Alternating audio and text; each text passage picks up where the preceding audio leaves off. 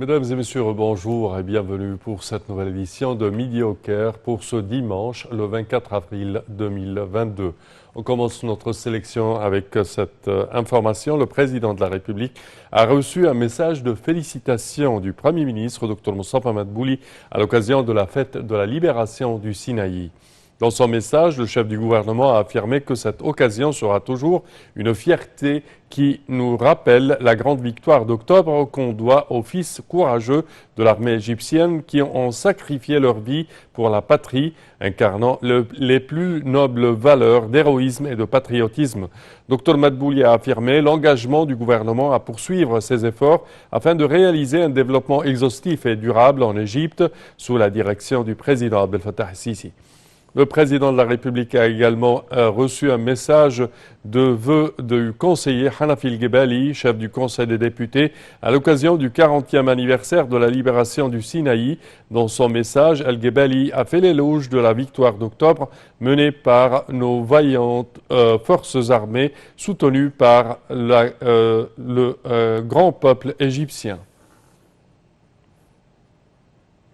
Et le président Abdel Fattah el-Sisi a enjoint de construire l'axe des civilisations qui servira de nouvelle entrée supplémentaire au plateau de Muqattam, car il va le relier au musée des civilisations à la zone de Ain al-Sira jusqu'à la corniche du Nil à Maradi.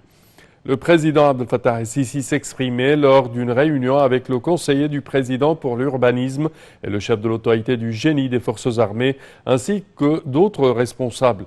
La réunion a porté sur l'examen des projets de l'autorité du génie au niveau de la République.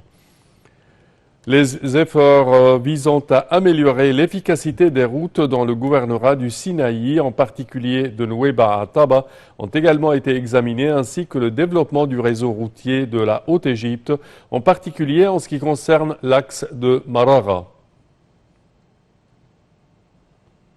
Et le président Abdel Fattah el-Sisi avait effectué une tournée d'inspection dans la région de Touchka, à la vallée du Sud, dans le gouvernorat de Aswan, pour assister au début de la récolte de blé dans les terres agricoles. Le projet de Touchka est le plus grand du genre dans le secteur de la restauration agricole au Moyen-Orient et l'un des projets nationaux géants dans lesquels l'État a réussi, sous les directives du président Abdel Fattah el-Sisi, à le revivre. Le point dans ce compte rendu signé Marwa Arafai à Echel. Lors de sa tournée d'inspection à Toshka et son entretien élargi avec des journalistes et professionnels des médias, le président el-Sisi a affirmé que la crise ukrainienne avait un impact considérable sur la situation économique du monde entier, y compris l'Égypte, précisant qu'il s'occupait actuellement à garantir que toutes les usines fonctionnent avec la capacité requise, car si une usine quelconque ferme, il y aura des chômeurs, ce que l'État ne peut tolérer. Des contacts seront engagés avec les chambres de commerce, les hommes d'affaires et les investisseurs pour leur confirmer que la plus grande priorité sera accordée aux intrants de production et aux produits de base, a-t-il renchéri, rappelant que l'économie égyptienne avait soutenu le choc des crises du Covid et ukrainienne et avait réalisé un taux de croissance convenable. Passons ensuite à l'initiative Vie décente. Le président a affirmé y tenir et s'attacher à lui fournir toutes les ressources financières et nécessaires, soulignant que l'abandonner rendrait le plan de l'État incomplet. Cette initiative a un côté moral, national et religieux et a pour objectif de doter la campagne de services d'électricité, d'eau potable et de drainage sanitaire de manière durable, a-t-il poursuivi. Et le président Abdel Fattah el-Sisi a tenu une réunion élargie avec un groupe de journalistes et de professionnels de médias après sa tournée d'inspection dans la région de Touchka, lors de laquelle il a donné le coup d'envoi à la moisson de blé dans les terrains agricoles de cette région. Le point dans ce compte rendu. Lors d'un entretien élargi avec des journalistes et professionnels des médias et en marge de la tournée d'inspection à Toshka, au sud de la vallée à Assouan, le président Abdel Fattah el-Sisi a déclaré que la réforme économique a renforcé la capacité de l'État à surmonter les crises. Le président a jugé nécessaire de contrôler la croissance démographique pour que le citoyen puisse ressentir l'amélioration de l'économie et souligner que les défis qu'affrontait l'Égypte étaient plus grands qu'un gouvernement quelconque, mais qu'un plan était en vue pour y remédier ensemble. La réforme a abouti grâce à l'effort et à l'endurance des Égyptiens, ce qui a permis de réaliser une hausse du taux de croissance économique, a indiqué Sisi, affirmant qu'il avait toujours été franc et direct et n'avait caché aucune réalité. L'Égypte comptait en 2011 environ 80 millions d'habitants, qui sont aujourd'hui au nombre de 104 millions. L'Égypte a réalisé un taux de croissance entre 3,2 et 3,8% au cours de la crise sanitaire. Ce chiffre est passé à 9% début 2022, contrairement à ce que les autres pays du monde ont subi. L'État a commencé à traiter tous les dossiers dans une vue d'ensemble, contrairement à ce que se produisait dans le passé où l'on se concentrait sur certains problèmes et délaissait les autres. Les chaînes d'approvisionnement et de stockage étaient déficientes et insuffisantes, les infrastructures étaient très modestes et le citoyen ne pouvait supporter une pénurie d'électricité, de butane ou autre. Et le Premier ministre, Dr Moustapha Madbouli, a inspecté la zone d'investissement baptisée Pyramide pour le développement des zones industrielles et un nombre d'usines établies dans les zones franches situées dans la cité du Dir Ramadan.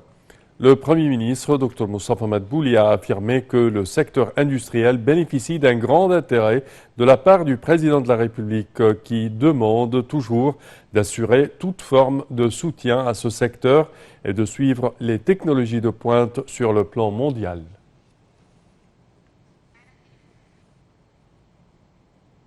Et pour plus d'explications sur ce sujet, mesdames et messieurs, nous avons le plaisir d'accueillir au bout du fil Dr Doura Fayani, qui est experte en économie. Bonjour, Dr Doura. Allô? Oui, oui. Bonjour. Bonjour. Alors, Dr Doura, premièrement, si on parle des efforts de l'État pour promouvoir l'industrie en Égypte, certainement avec la visite d'inspection du Premier ministre dans la zone du Dir Ramadan ou Al-Ashr de Ramadan pour inspecter et essayer de voir l'état d'avancement de l'industrie dans cette région. C'est une visite qui est très importante et ce qui est intéressant, c'est que le Premier ministre a, c'est du moins ce que l'on a rapporté dans la presse, visité deux entreprises de produits alimentaires. Ouais. Et ce qui me semble tout à fait important dans la crise économique internationale que l'on vit, c'est de concevoir des formes de coopération et d'échange surtout, et de concertation entre le gouvernement et le secteur privé pour étudier ensemble comment faire face à cette crise, parce que cette crise représente bien sûr des situations difficiles, comme l'augmentation du coût des matières premières, en particulier le blé, le maïs et l'énergie, mais aussi des opportunités. Et ceci requiert une coopération véritable, quotidienne, et entre le gouvernement et le secteur privé.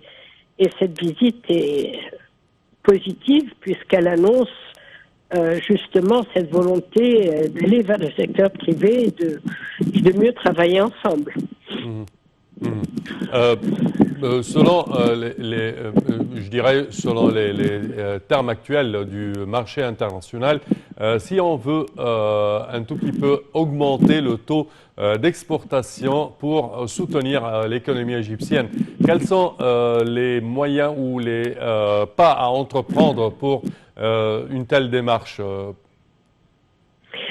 Il y a déjà un premier point très très important, oui, et qui est de mettre en place un système de concertation, des groupes de travail, secteur public, secteur privé, gouvernement, secteur privé, de façon à ce que les décisions qui sont prises, et en particulier ces derniers temps, il y a eu de fortes réactions du secteur privé sur différentes mesures qui ont été prises par le gouvernement, oui, il y ait une concertation de façon à ce que tout le monde tire ensemble et dans le même sens.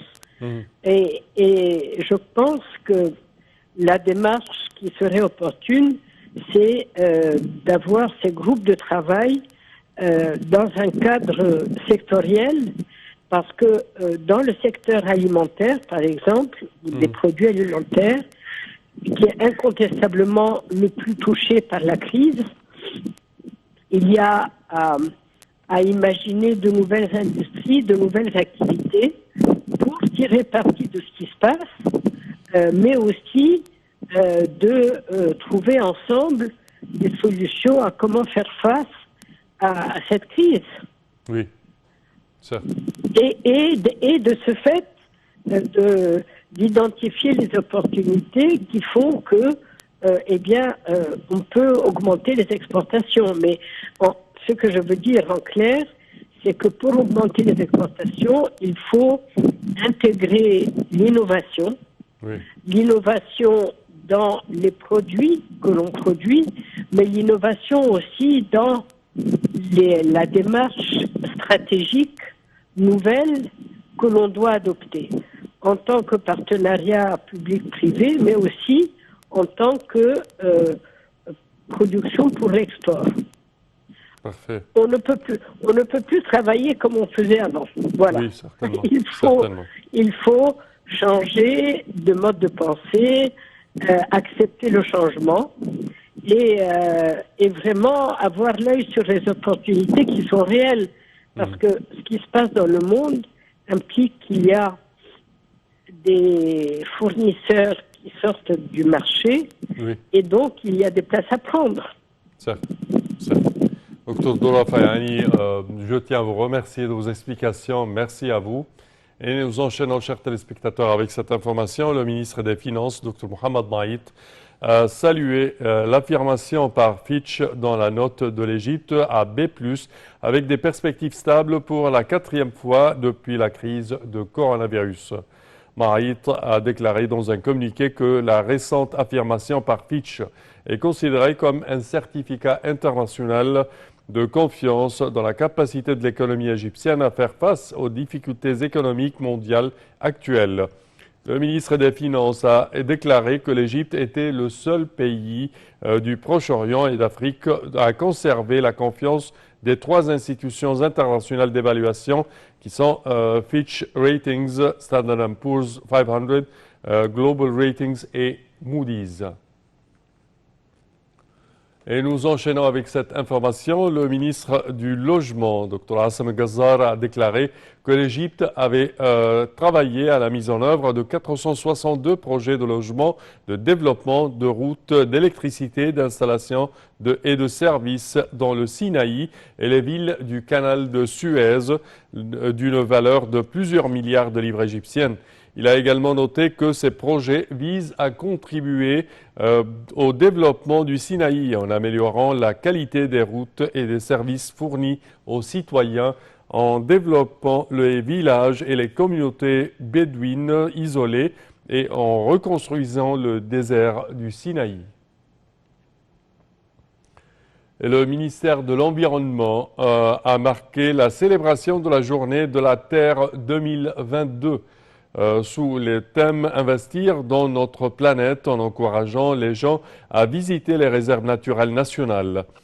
La ministre de l'Environnement, Dr Yasmine Fouad, a affirmé que le jour de la Terre exhorte les citoyens à renforcer l'harmonie avec la nature et la terre, à mettre terme au commerce illégal d'espèces sauvages, à lutter contre le changement climatique et à préserver la diversité biologique. Et nous terminons avec cette nouvelle. Le pape Tawadros II, pape d'Alexandrie et patriarche de l'Église copte orthodoxe, a présidé hier soir la messe de Pâques à la cathédrale de Abbasiyya. L'Église copte orthodoxe a en même temps annoncé que les félicitations de cette année allaient se limiter à assister à la messe d'hier soir, les appels téléphoniques et les messages de vœux en raison des mesures préventives contre le coronavirus.